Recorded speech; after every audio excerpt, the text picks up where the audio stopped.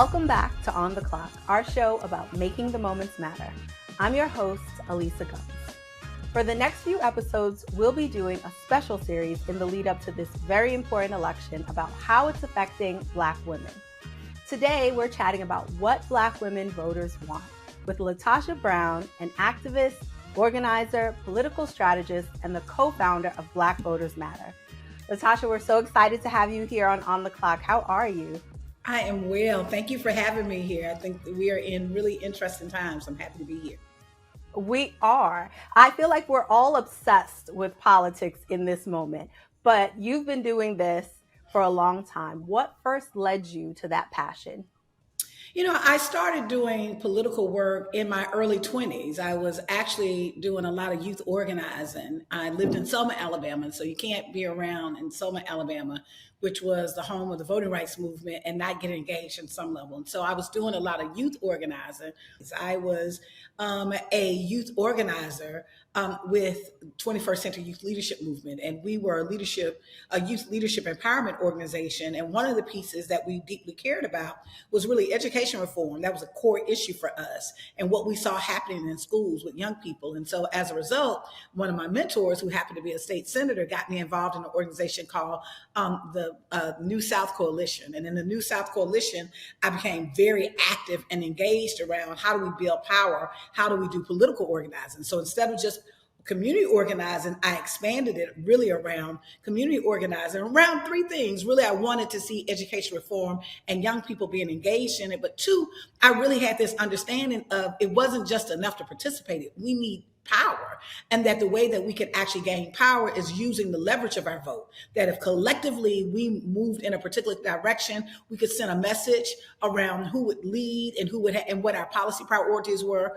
and also to be able to take people out of office that were not serving our interests. And so I got engaged early on in my 20s because I really saw it as a vehicle, not just, like I said, not just for participation or not even about candidates. I got involved because I fundamentally wanted to see my community amass more power. And what led you to start Black Voters Matter? Well, kind of along the same lines, myself and the other co-founder, Cliff Albright, we have been working together as organizers in the Deep South, in Selma and in Alabama in particular, for years.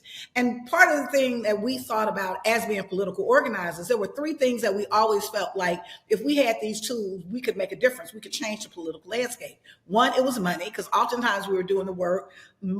Much of the time we were paying out of our pockets, or we had very, very few resources to really be able to organize around, particularly around campaigns, if you weren't attached to a political party or attached to a candidate. And so we knew we wanted money, and we needed money. If we had money doing our work, we felt like we could have been more effective. So we wanted to create an organization that could actually put money on the ground and invest money directly to organizers that were doing the work on the ground. The second thing is we knew that there was this story about Black voters, as if we didn't have any power, and those that lived in the South, that in some way we lived in these, quote, red states, and that we didn't have any political power. We knew that was not true. We knew that there were a lot of things that were on the ballot, that the control of our school boards, the control of county commissions, really being able to put referendums forward, but also that we had a really powerful voting bloc that we could make a difference in any election and around policy. And so what we wanted to do is also, we felt like we needed something to really be able to shift the message from one that wasn't centered around candidates or political parties,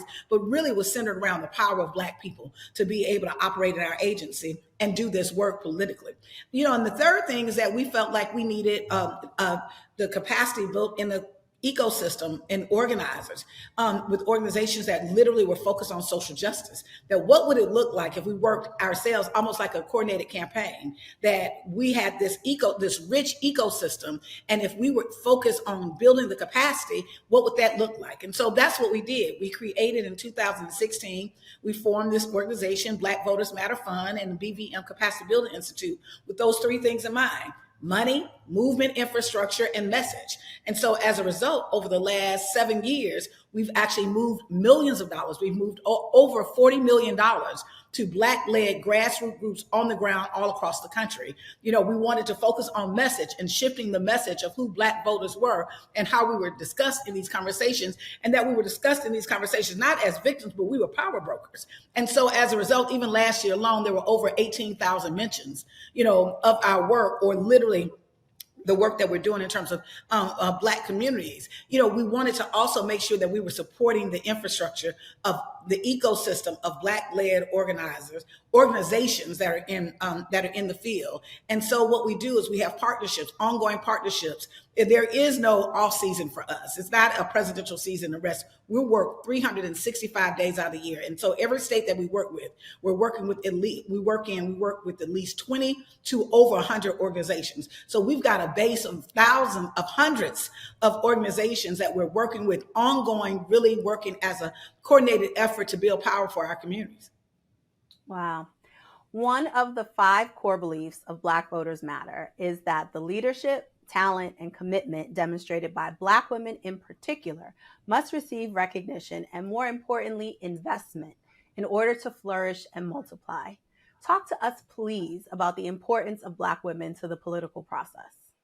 There has never been a movement in this country that Black women were not a part of that movement. Now, whether we got recognition for it, whether our work has been lifted up, that's one thing. But I can go back even more recently to the Civil Rights Movement. If you look at the Selma and Montgomery March, there's an idea, what you see is you see male leadership in the front of the line. You hear the stories about Dr. King, they were extraordinary leaders, but it was actually Amelia Boynton, right, 10 years earlier in the mid-50s that had started organizing and literally called SCLC and Dr. King and others to come and join that effort. If you look at the Montgomery bus boycott, where we see the pictures and the images of some of our extraordinary male leaders, the truth of the matter is those who had organized for the Montgomery bus boycott were women. They were the women's lead, like the voters over, and they were organizing on college campus and literally doing the organizing and doing the work and the hard lifting. My point is there's never been a movement, right, that we have seen in modern times that women have not been an instrumental part of not just the organizing, but the strategy and the work in pushing those things forward. And so with Black Voters Matter, our recognition, we wanted to recognize that the voice, the leadership, the intellect, the work of women, that's really been changing our communities. Now, we don't do that in a vacuum. We believe that our brothers are absolutely a part of that process. They're part of the leadership. And so we work on an inclusive leadership model that is both women and men, right? And non-conforming, that actually are working together to really change and bring change in this country. But we're acknowledging and recognizing the contributions and centering the contributions, the voice, and the work of women, because so often we've been overlooked. Our work has been marginalized and we've been dismissed, when in fact we have been some of the most incredible organizers on the front lines for democracy, the women's suffrage movement, the voting rights movement. But a lot of our story and her story has not been told. And so what we want to do as an organization to actually center those voices, that leadership, and really lift up the contributions. I feel like the coverage of Black women's political power is finally increasing some, but that still no one is really talking about the needs of Black women. In your work, what are you hearing from Black women about what they want in general and specifically what they want from this presidential election? I think that's a wonderful frame. Yeah, absolutely. Not only we're doing the work, but we're not just doing the work because we don't have anything else to do. I can assure you, we got a whole lot of things that we could be doing, but we're doing the work because we want to see change. And we don't just want to see change for ourselves. Yeah, I think one of the interesting skills about women that we bring our whole families to the table. Like when I am doing work, I'm thinking about my grandmother or my aunt or other elders in my family that I'm responsible for or help take care of. I'm thinking about my grandchild or my children who also I have a responsibility to. I'm thinking about my husband, my mate, the people around me that I love and I care for in my community. And so when I come to the table, I'm bringing a crew with me. I'm bringing my family with me, my family in my community with me. And I think you see that is a kind of the culture of leadership of what we've seen for Black women in particular. And so when we, as we were talking to Black women, and as we're doing the work with Black women, we often check in our conversations with them around what is it that we really want. And it's interesting. I am a part of a network called Highland Project. And the Highland Project actually just came out with a study, a current study. And it's interesting. What it talks about is that with women, I can share some of it. It said the leaders, that Black women in particular, what we want is literally racism and discrimination are at the top of our list. It's interesting. We deal with racism and discrimination in this country like, oh, that's just like one hurdle. But for African Americans, for our community, we see that as a major hurdle, economically, in health-wise, education-wise. And so Black women in this poll with Black women, what it talks about is that Black women see that as key and critical at the top of the list, that racism and discrimination is impacting our lives, impacting incomes of our communities. That part of what we're concerned about too is the economically thriving. That ultimately, oftentimes what you hear is, yes, the American economy is doing so well. We've got unemployment rates down to the lowest that they've ever been. The GDP is doing such and such. That is not how that's not how Black voters and Black women in particular are looking at the economy. We're looking at everyday issues. We're looking at how the cost of groceries. We're looking at the cost of the medical costs. We're looking at how our wages, are they matching really the rate of how expensive things are becoming. And so those kitchen table issues, that's what we're concerned about. I think what we've determined in this particular election cycle is that women, when we're talking about economic mobility, one of the key first priorities around cost. What are the costs of things that we need for our communities and for our families, and our families need to sustain themselves, like food and shelter and clothing, the basic needs, that what we're seeing is a rise in cost of that. And so women in particular are very concerned about the rise in cost of that. The other thing that comes up consistently is really around safety, that when we think about criminal justice reform in this country, it isn't a matter of being punitive, it's a matter of what determines safety in our communities. We believe that to have healthy communities, to have adequate housing, to have outlets for our young people, to have places for our seniors, to actually have affordable housing, that all of those things are part of a larger piece around safety. That for us, we would like to see the hundreds and thousands and millions of dollars that are again going towards like police trainings, or what we are seeing in Atlanta called Cop City, that we believe that's not effective. What we believe is effective is to reinvest those resources in our community so that we're actually building up the social infrastructure in our community. And that in itself provides a level of safety and security for us when we're safe and secure and really being able to get kind of the things that we need to actually sustain our family. A third thing that comes up, particularly even related to criminal justice reform, is that part of what activated a whole generation of people, particularly in the George Floyd uprisings, was really around this idea of criminal justice reform. We know that there is something broken.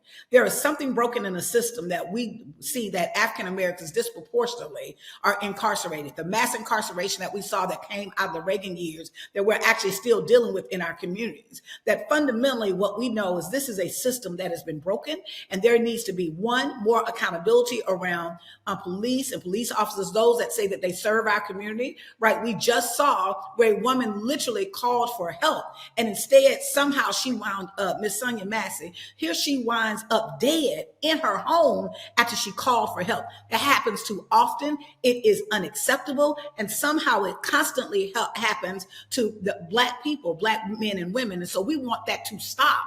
And in order for that to stop, we believe that there has to be comprehensive criminal justice reform around, in terms of how we look at policing or the need for policing. Like literally, we want to see safety and security, not more police. That has never created a space for our community to make us feel more safe, right? But ultimately, I think that has been a key and critical issue. And then a main issue that I think has not just activated Black women, but women all around this country, has been around reproductive justice and reproductive health. That in some, you're here to lift this issue around abortion, but we're not just holding this issue around just the issue of abortion. We're seeing it as body autonomy. that ultimately that we have authority. The government should not tell us what to do with our bodies. That in fact, when we're looking at maternal mortality, how is it that on one hand you got these people that say that they care about life, but then what we're seeing is we're seeing maternal mortality, particularly in the deep south and in places like in Georgia, the rates are so high that we're looking at developing countries that in some areas it's on the par with developing countries, and yet we sit in the wealthiest country in the world. And so ultimately what we want is adequate access to healthcare. We want to make sure that the autonomy of our bodies, that is that the government, and particularly as a Black woman we're connected to a long history of those that thought that they had authority over our bodies, had authority over our reproductive rights and our reproductive justice. In fact, there was a system that actually would breed Black women that we think under no circumstances should the government have any authority over what decisions we make about our bodies. And so I think that the reproductive health and the reproductive justice issue is a much broader issue that really talks about the autonomy of our bodies. It's much broader than just abortion, but also that we have that right to make that decision with our families. That's between us and our God. That's between us and that's solely our decision, but that there's a larger piece here, and that's really being able to have adequate access to the kind of health and well-being that we need to sustain ourselves and our families. Thank you so much for that breakdown. It was so thorough, and you said a lot of things that we don't get to hear all the time, especially on the news. When you talk about Black women being concerned about cost, the economy is, of course, always a point of contention in the election, but usually they're talking about inflation. They're talking about taxes. They're not talking about the things that Black women care about. And as so many of us are the CEOs of our households, we make the purchasing decisions. You're saying that what we care about is what things cost us today, tomorrow, yesterday. And you're also making the point about safety, which is not a point that comes up, that affordable housing does not come up as a safety issue. Criminal justice reform does not come up as a safety issue. They come up as justice or as equality. But it sounds like the messaging around those things are starting to change. Yes, and they should. Ultimately, I think that part of I think the brilliance in what Black women bring to the table is we uniquely sit at this intersection of sexism and racism. Our survival and our ability to thrive around navigating that. I think we have a really deep understanding and analysis around how these structural issues have impacted our pocketbooks, that how these structural issues have impacted the opportunities that we've actually that we've been seeking, as well as our communities. And so for us, it's really down to what is it. I always I refer to the Janet Jackson song with "What Have You Done for Me Lately." I think that's the space that we're in. We're in a space around we have fundamental needs in our community. We're not just working to work. We're working because we want to actually see fundamental change. And we believe a lot of that change can happen, that it can happen with you have the political will, that the opportunities are there, the resources are here in this nation, that fundamentally what we're seeing we've got to change capture the political, the minds and the imaginations of people to radically reimagine this system and know that we can actually do something different, that we've got the power to do something different, that we can leverage our voices as a voting bloc when we come together, and we will change the political landscape. We've already shown that over and over through the years in this nation. I think that Black voters, when I think about the Black leaders from the 60s, when I think about the founders of America as a nation, that's one set of group of people that I think about, right? But when I think about the founders of those that literally helped to shape democracy, I think about Black people. I think about those Black folks in the South who actually believed in an America that was on paper, but that what you saw that people who were governing under that same idea of America really didn't fundamentally believe in it as much as we believed in it as a principle, that this idea that all human beings are created equal and endowed by their creator. We believe that, we test that, we actually stand on that, and we continue to organize and fight until that becomes a reality in this nation. Oh, yes. The other thing that you said that really stuck out to me was about racism. We're in a time where lots of candidates, lots of jurisdictions are trying to act as if racism doesn't exist. They don't want you to talk about racism. They don't want you to teach racism. They don't want you to have policies to address racism. But you're saying that for Black women, that is the number one thing that we are concerned about. It's the number one thing we're concerned about, according to this report. And I want to make sure that I give you, according to this report, what is interesting of in this study that was done by the Highland Project, 94% of Black women were overwhelmingly united around this perspective that racism and discrimination are the top issues.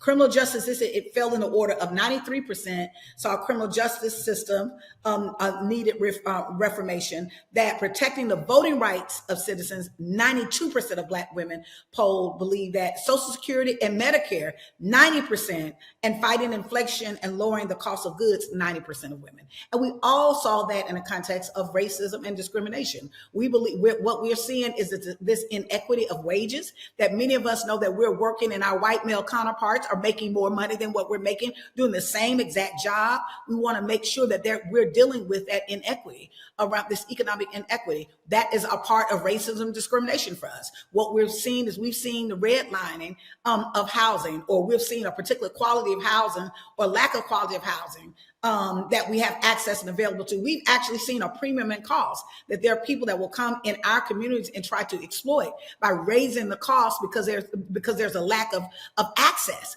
right? And so all of those things, we think that we know and feel that those things, we feel those at the pocket level. We feel those in our day-to-day lives, that the extraction of resources out of our community. And so that's why when we talk about racism and discrimination, particularly in an era that what we're seeing a candidate, we're seeing one of the presidential candidates, we're seeing Trump literally align himself with white nationalists. What does that mean around our safety and security? But what does that mean around economically, our economic mobility? What does that mean around opportunities and literally marginalizing opportunities for our communities? This whole attack on DEI, like the idea of there's something wrong. Let me get this right. There's a movement that thinks something wrong with diversity, equity, and inclusion.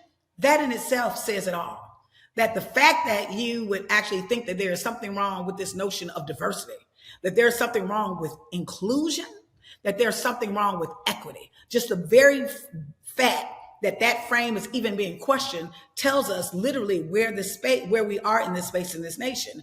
And so in one way we can look at it, as yes, that is a really challenge. This is a challenging moment. And I am upset that we even find ourselves here, right? But the other thing is that I also think that it creates an opportunity. It creates an opportunity for us not to just push for that, but we've got to push harder. That we've got to push harder for structural and fundamental change, so that we're not planning, that we're not just basing everything on a program, right? That we're not just basing on some allocation, but that ultimately that we have a free and clear pathway of being able to a benefit from the fruits of our labor, like every other human being in this nation. And so fundamentally what you're seeing Black women in every segment of society that are organizing and pushing the envelope. We are breaking glass ceilings, we're pushing the envelope, we're reshaping the conversation, and we're actually strengthening and lifting up democracy in this country. Black Voters Matter had a briefing, and one of the stories that came out of that was that there's a generation gap amongst Black voters. We've been talking about Black women in general terms, but what would you say young Black women want that's different? I think it's interesting. I think young Black women want to, they have a different approach to what we see as a political landscape. And I actually think it's a good thing. I think that they're pushing all of us. I think they want to see results. The bottom line is they want to see opportunity. Many of the things that we've actually in the past that were used to create opportunities, from affirmative action to other pieces that open up the space, right? What you've been seeing an attack on that. When I've been talking to young women, what they're deeply concerned about, the number one issue is really around like reproductive rights and reproductive justice. They've been very adamant around this idea of that. They believe that they not only that they have agency over their bodies, but they should be able to have the resources and the support to make the kind of choices, like literally that health should not be, like poverty should not be a death sentence, right? That fundamentally, that if people who are literally in this nation should be able to have adequate access to health care and what it is that they need. And so the women that I've been talking to, the young women in particular, are usually concerned about three things. They're usually concerned about economic mobility and what opportunities exist for them as they're young and building their families. How do they get access? How do they get social services? How do they make sure that they're getting paid for the work that they're doing? How are they making sure that as they're doing work, that they're working in a healthier environment? One of the things I think is distinctive around young voters and young people in particular, they're very focused around mental health and balance. That many of them are saying that, no, I've watched my mother work herself to death and not be and struggle every single day of her life. I'm not interested in that. I want to make sure that there's a future that, yes, that as I am contributing, not only am I getting paid, but I'm able to afford the kind of lifestyle that literally will have myself and my family in a healthy state. And so I think that they're changing the dialogue and the paradigm of how we see politics in this country, because they're not single issue voters. They care about multiple things. I'm also talking to young women who are literally understand, or who are really pushing the idea around criminal justice reform, that many of them said that they were activated in the George Floyd uprising in 2020, that part of what they wanted to see is they want to see criminal justice reform for a number of reasons. One, there has been an increase in young women actually getting sentences and increasing them in terms of massive incarceration, but also their brothers, their partners, their fathers, the people that they love. They've seen how that has been devastating to their families and their communities, and they actually want to see that. The third thing, which is really interesting, that I hear a lot about, is really this concern around safety.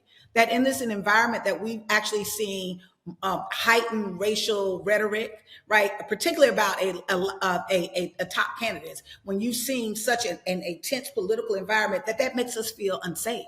That part of what we've actually witnessed how people have been attacked. When we saw the workers in Georgia be attacked because they were at they were actually working the polling places. Now, all of those things have an accumulative kind of effect on our psyche, that ultimately we want to live in communities that safety is first, that the idea of really having safety, and that we see safety as an extension of having healthy communities, having the things that we need, having adequate opportunities. And so the women that I have been talking to, that particularly the young women, they've been very, very keen on those particular things around what it is that they see they want. And then there are young women who also have been really very concerned about America's war policy and around Gaza, that there's a generation of young people who are really concerned about what is happening in Gaza and how Palestinians are being killed or being slaughtered.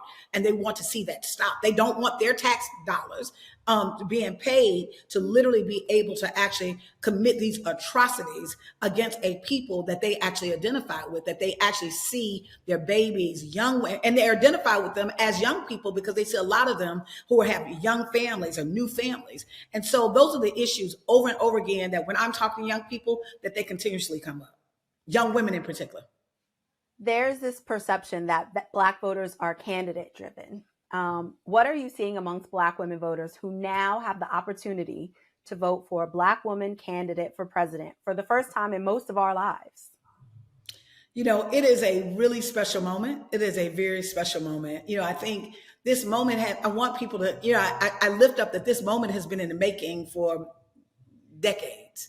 When we go back and we look at Shirley Chisholm, who had the audacity to run for president, that many were like, this woman is crazy. Like, why you don't have a chance, right? But she actually opened up a space. She made a crack in that ceiling. When we see people like Hillary Clinton, that although she didn't win, she actually got more votes than Trump in the election. She got millions more votes than he received. But because of this electoral system that we have, she was not able to take that position. When you look at Jesse Jackson, what's really interesting, people may not know this history, but when Jesse Jackson ran for office in 1984, he introduced this idea that he had actually made a commitment that his running mate was going to be a woman. And was the first candidate to actually really serious candidate to make that commitment. As a result, it actually forced the Democratic presidential candidate to put a woman on the ticket for the first time in political history. But it was actually that came from a swell of support in the Black community and literally led by Jesse Jackson. I say that because there has been this ongoing kind of movement to get us to this point. to get us to this point that we can actually have a Black woman to lead the ticket that can go into office. And I think that not only I'm hoping that she succeeds in winning, but I hope that is a landslide, because I think we need to send a message loud and clear that what we've been seeing, that these attacks on women and women's rights, that will not be tolerated.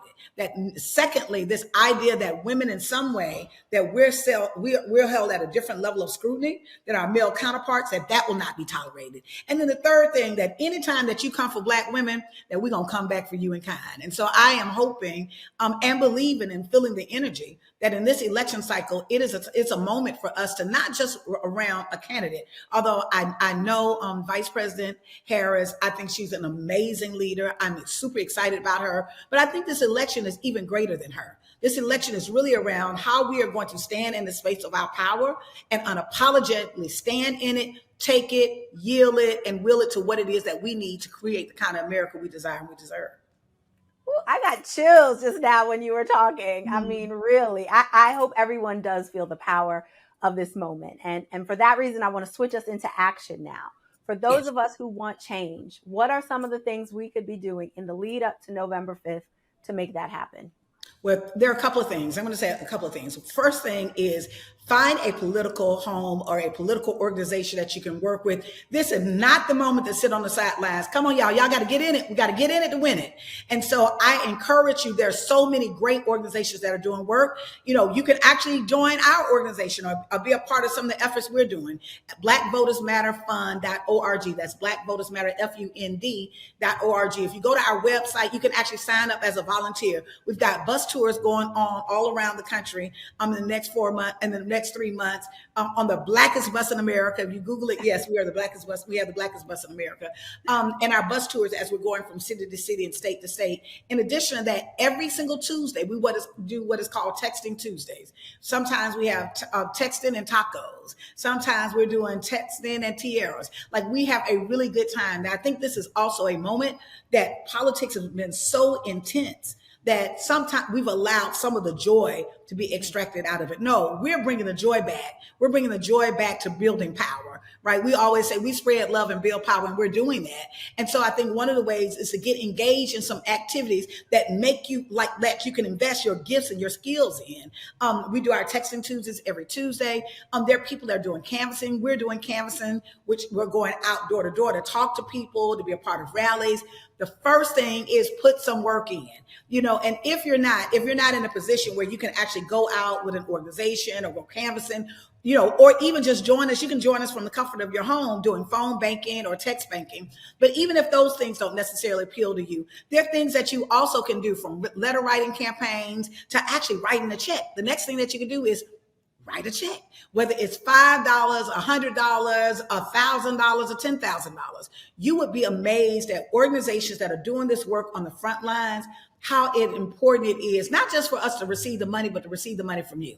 That anytime, I can tell you, in my organization, we've raised millions of dollars, but I can tell you, and most of my staff were there at the time, the most important donation I've ever received was for $10. It was $10 and change. We were down in Alabama, in Pritchard, Alabama, on the corner doing canvassing, and a woman came up and walked up to us and handed us, I get full thinking about it now, handed us $10, maybe $10.20 in quarters and nickel, dimes, and pennies, and said, this is all I got I can come up with right now for this to be able to contribute, but I want to donate this to your work. I will never forget that, because there's something about the power of when we receive resources, a support in our community, that it gives us a sense of being self-determined. It gives us a sense of our collective power. And so I would just encourage people, write a check to an effort that you believe in. There's Black Church PAC. There's Color of Change. There's Black Voters Matter. There's a Black Futures Lab. There's a Working Families Party. There are all kinds of organizations that are doing great work.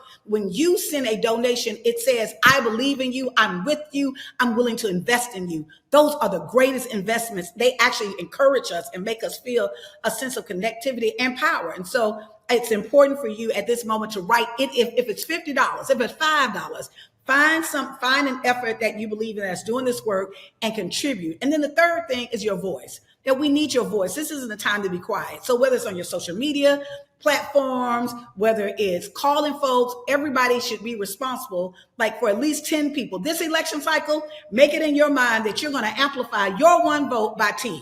And that is, you're going to be responsible for making sure that 10 other people outside of yourself are getting to the polls. They got the information, they're voting. If they don't know where to find their information, you can also go on an organization, which is one of our partners, vote.org.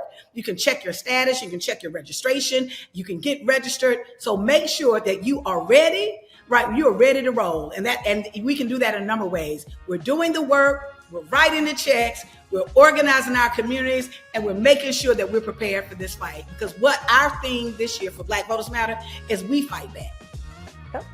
All right. This has been so insightful. Thank you, LaTosha, for sharing the unique ways you're helping us make the most of the time we've been given by increasing the power that our communities hold.